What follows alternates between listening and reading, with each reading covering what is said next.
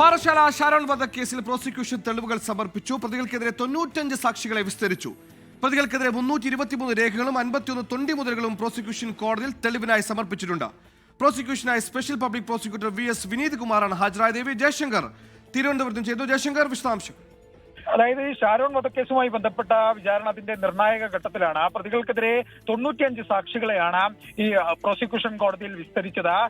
ഇതിൽ 323 രേഖകളും 51 തൊണ്ടി മുതലുകളും പ്രോസിക്യൂഷൻ കോടതിയിൽ ഇതിന്റെ തെളിവായി സമർപ്പിച്ചു. ഈ ഷാരോണിന്റെ സഹോദരൻ, മാതാവ്, അയൽവാസി ഉൾപ്പെടെയുള്ള ആളുകൾ പ്രോസിക്യൂഷന് അനുകൂലമായി ഈ കേസിൽ മൊഴി നൽകിയിട്ടുണ്ട്. ഇവരുടെ മൊഴി ഗ്രീഷ്മയ്ക്ക് 3 പ്രതികളാണ് ഈ കേസിലുള്ളത്. ഒപ്പം തന്നെ ഇതിലെ ഈ കേസുമായി ബന്ധപ്പെട്ട ദൃക്സാക്ഷികൾ ഇല്ലാത്തൊരു സംഭവമായതിനാൽ തന്നെ സാഹചര്യ തെളിവുകൾ ഉൾപ്പെടെ വെച്ചുകൊണ്ടാണ് പ്രോസിക്യൂഷൻ ഈ കേസ് വാദിക്കുന്നത്.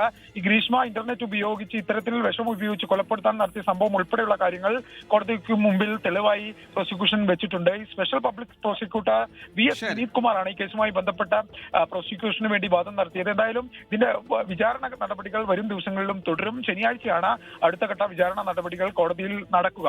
സുഹൈൽ, ശരി. കേരളം കേട്ടിട്ടില്ലാത്ത രീതിയിൽ ജ്യൂസ് ചലഞ്ച്, കഷായം ചലഞ്ച്, അങ്ങനെ ഓരോന്നായി ചെയ്ത് കൂട്ടി വിശ്വസിച്ച പ്രിയപ്പെട്ടവനെ കൊന്നില്ലാതാക്കിയ കേസിലാണ് ഇപ്പോൾ വാദം തുടരുന്നത്.